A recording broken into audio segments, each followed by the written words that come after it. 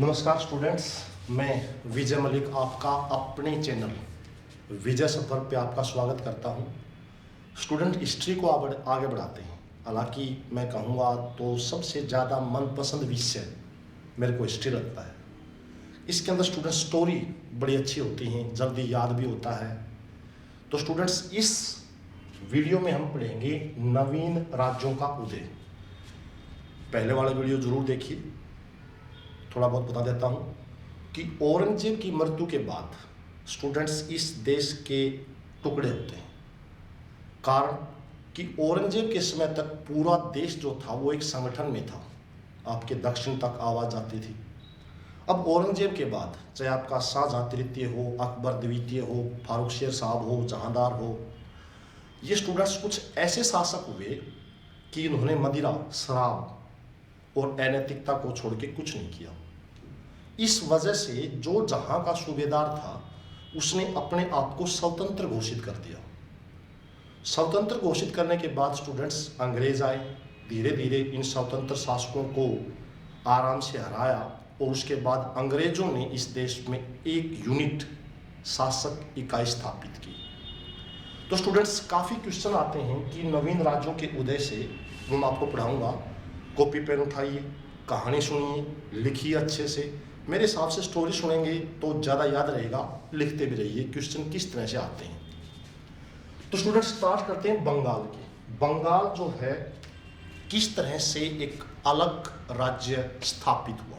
देखिए, मुर्शिद कुली खान, आप कहेंगे कि बंगाल में स्वतंत्र राज्य की स्थापना किसने की, तो आप कहेंगे मुर्शिद कुली खान। मुर्शिद कुली खान को स्टूडेंट 1717 में बंगाल का सूबेदार बनाया गया था। इन्होंने भांप लिया कि दिल्ली में जो शासक हैं वो औरंगजेब की तरह, अकबर की तरह, शाहजहां की तरह सख्त नहीं है। भांप के स्टूडेंट्स इन्होंने क्या किया, वहाँ अपना शासन स्टार्ट कर दिया। आप लिखेंगे कि बंगाल में जो नवीन राज्य की स्थापना की या जो नए राज्यों का उदय हुआ वो किसने किया, मुर्शिद कुली खान। 1717 में इसको सूबेदार बनाया गया था। 1717 में दिल्ली में फारूक शेर साहब थे। फारूक शेर जो है दिल्ली के मुगल शासक थे। इसने स्टूडेंट्स अपनी राजधानी मुर्शिदाबाद, मुर्शिद कुली खान ने अपनी राजधानी किसको बनाया, मुर्शिदाबाद। पहले राजधानी होती थी ढाका, वर्तमान में बांग्लादेश देश की राजधानी ढाका होती थी बंगाल की। इसने चेंज करके मुर्शिदाबाद बनाया ताकि षड्यंत्रों से बचा रहे। इसने स्टूडेंट्स भू राजस्व व्यवस्था, खालसा भूमि, उस पर भी आप जो है खेती उगाइए, ध्यान दिया कि अनाज उगाइए, अर्थव्यवस्था को मजबूत कीजिए। इसने एक नई व्यवस्था स्टार्ट की, इजारा व्यवस्था। इजारा व्यवस्था क्या होती है, समझिए कि आपको लगान वसूल करना है, टैक्स वसूल करना है, तो आप उसको ठेके पे दे देते हैं किसी दूसरे व्यक्ति को कि भाई मेरे को इतना जो है मेरे को पैसा चाहिए बाद में आपका, तो उसको इजारा व्यवस्था कहते हैं। उदाहरण के तौर पर स्टूडेंट्स, जैसे अभी हरियाणा के अंदर टोल टैक्स, रोड बन रहे हैं, टोल टैक्स की व्यवस्था है, तो सरकार क्या करती है, सरकार एक निश्चित धनराशि के ऊपर ठेके पे उठाती है कि कोई भी व्यक्ति इसको लीजिए, हमें इतना पैसा चाहिए, बाकी आप वसूल कीजिए। तो उसको स्टूडेंट्स कहते थे इजारा व्यवस्था। इजारा व्यवस्था ठेके के ऊपर भू राजस्व व्यवस्था एकत्रित करने की एक प्रणाली होती थी। वो किसने स्टार्ट की, मुर्शिद कुली खान। तकावी ऋणों की शुरुआत की। तकावी ऋण क्या होते हैं, भाई किसी किसान के पास पैसे नहीं है, जमीन है, तो ये पहले ऋण देता था, कर्ज देता था कि आप पैसे लीजिए, फसल जब आ जाए आप वापस कर दीजिए। वर्तमान टाइम में देखिए, जैसे नाबार्ड बैंक है, आपको 6 महीने के लिए पैसे देता है कि आप पैसे लीजिए, अपने खेत में फसल उगाइए, और जो ही आपकी फसल पक जाती है उसको बेचिए और बेच के हमारे कर्ज को उतार दीजिए। तो उसको कहते हैं स्टूडेंट्स तकावी ऋण। शुरुआत की मुर्शिद कुली खान ने। उसके बाद देखिए बैठते हैं बंगाल में गद्दी पे अलवर्दी खान। इनका शासन था 1740 से 1756। इन्होंने स्टूडेंट्स दिल्ली में मुगल बादशाह को 2 करोड़ दिए और अपने पद को स्थायी बनाया कि मैं यहाँ का सूबेदार स्थायी रहूँगा। 2 करोड़ का नजराना पेश किया। लेकिन अगले 16 वर्षों तक 1740 से लेकर 1756 तक ये कोई नजराना नहीं बेचता था, कोई गिफ्ट उपहार मुगल दरबार के अंदर नहीं बेचता था। स्टार्ट में 2 करोड़ रुपए दिए, और उस समय स्टूडेंट्स कहाँ मुगल बादशाहों को भी इतना फुर्सत थी कि कहाँ से कोई उपहार आया है या नहीं आया है। एक महत्वपूर्ण कथन जो अलवर्दी खान ने कहा था अंग्रेजों के बारे में, यूरोपियन ताकतों के बारे में, डच, डेनमार्क, डेनिश सब के बारे में क्या कहा था, यदि इन्हें न छेड़ा जाए तो ये शहद देंगी, और अगर इन्हें छेड़ा जाए तो ये काट काट कर मार देंगे। यूरोपियनों के बारे में कहा था। इस समय तक तो स्टूडेंट्स यूरोपीय जो थे वो सिर्फ एक व्यापारी थे, व्यापार करते थे, कच्चा माल यहाँ से उठाते थे, पका के उदाहरण के तौर पर यहाँ से कपास लेते थे, मैनचेस्टर में कपड़ा मिल होती थी और हमारा कपड़ा हमको ही बेचते थे। देखा यहाँ पे आपस में लड़ते हैं, राजनीतिक एकता कम है, धीरे धीरे अंग्रेजों ने सेना गठित की और यहाँ पे शासन करना स्टार्ट किया। देखिए स्टूडेंट्स, सिराजुद्दौला, वास्तव में सिराजुद्दौला अलवर्दी खान के नाती थे। नाती मतलब इनकी लड़की के पुत्र थे, नाती थे। इनको ये गद्दी पे बैठाते हैं सिराजुद्दौला को। और स्टूडेंट, सिराजुद्दौला जिस दिन से गद्दी पे बैठते हैं उसी दिन प्लासी के युद्ध का नींव रखनी शुरुआत हो जाती है।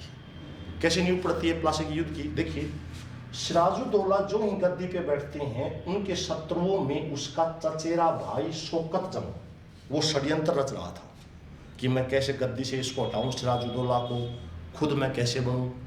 तो स्टूडेंट, सिराजुद्दौला ने अपने भाई शौकत जंग को युद्ध में हराया, गिरफ्तार करके इनको मार देते हैं। तो स्टूडेंट्स, शौकत जंग इनके रास्ते से हट जाते हैं। दूसरा स्टूडेंट्स, इनकी मौसी घसीटी बेगम, ये भी इनकी प्रमुख शत्रु थी।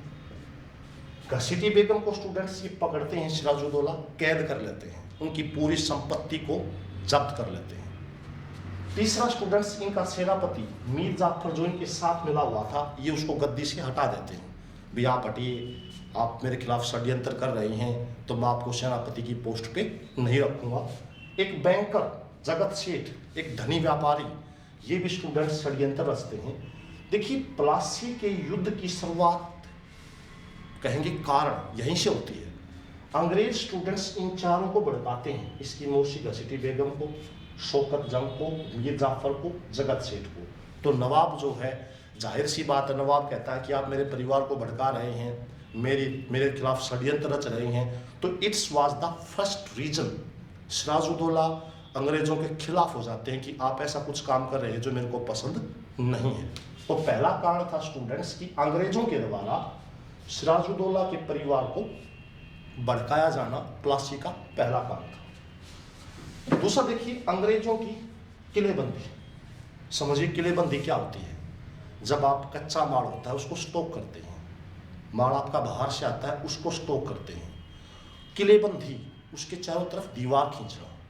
क्या हुआ स्टूडेंट, 1756 में यूरोप में 7 वर्षीय युद्ध छिड़ जाता है फ्रांस और इंग्लैंड के बीच। जब यूरोप के अंदर कोई भी देश आमने सामने होता है तो जहां जहां इनके उपनिवेश होते हैं वहां वहां तनाव बढ़ता है। जब युद्ध इंग्लैंड यूरोप में हुआ, इंग्लैंड और फ्रांस का आपस में, तो यहाँ भी तनाव बढ़ा।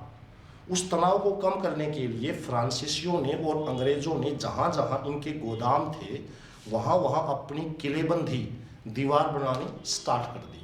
हालांकि अलवर्दी खान तक अंग्रेजों ने किलेबंदी स्टार्ट नहीं की थी। हो सकता है ये अलवर्दी खान से डरते हों, या हो सकता है अंग्रेज अलवर्दी खान से जो है डरता हो।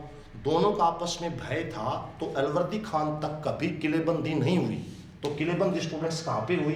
सिराजुद्दौला के समय पे हुई। तो ये दूसरा कारण था कि अंग्रेज जो है किलेबंदी करना शुरू कर देते हैं।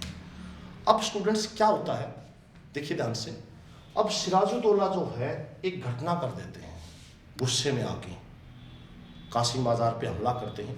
और देखिए क्या करते हैं, 20 जून की रात को, 20 जून 1756 को 146 व्यक्तियों को, 146 अंग्रेजों को पकड़ते हैं और 18 फीट की लंबाई और 14 फीट गुणा में 10 इंच की चौड़ाई के कमरे में 146 व्यक्तियों को बंद कर देते हैं, कोठरी में बंद कर देते हैं। क्यों? क्योंकि अंग्रेज उसके जो है परिवार को भड़का रहे थे, किलेबंदी कर रहे थे, और भी कारण स्टूडेंट्स अगले वीडियो में हम डिस्कस करेंगे। तो सिराजुद्दौला एक घटना कर देते हैं कि 20 जून की रात को 146 अंग्रेजों को 18 फीट और 14 फीट गुणा 10 इंच की कोठरी में बंद कर देते हैं। सुबह स्टूडेंट्स जब अंग्रेज उसको खोलते हैं तो 123 अंग्रेज मर जाते हैं, सिर्फ 23 बचते हैं। उस 23 में स्टूडेंट्स एक व्यक्ति बचते हैं, हालवे। क्वेश्चन आया हुआ था परीक्षा में, किसी परीक्षा में, कि ब्लैक होल की घटना का वर्णन किसने किया है? ब्लैक होल की घटना का स्टूडेंट्स वर्णन किया है हालवेल ने। हालवेल उन 23 में से थे जो इस ब्लैक होल की घटना के बाद जिंदा बचे। गर्मी से, हुम्मस से स्टूडेंट्स इतनी थोड़ी जगह में इतने अंग्रेजों को रोक देते हैं। तो स्टूडेंट्स हालवेल वहाँ से बच के आते हैं, उन्होंने ब्लैक होल की घटना का वर्णन किया है। अगले वीडियो में स्टूडेंट्स पढ़ेंगे प्लासी के युद्ध के कुछ और कारण, प्लासी के युद्ध में क्या होता है, किस तरह से बंगाल अंग्रेजों के अधीन होता है धीरे धीरे। तो स्टूडेंट्स मेरे हिसाब से एक बढ़िया मूवी तैयार की जा सकती है, बढ़िया स्टोरी तैयार की जा सकती है। आप स्टोरी के हिसाब से याद करेंगे तो मेरे हिसाब से लंबे समय तक आपको याद रहेगा। तो स्टूडेंट्स खुश रहिए।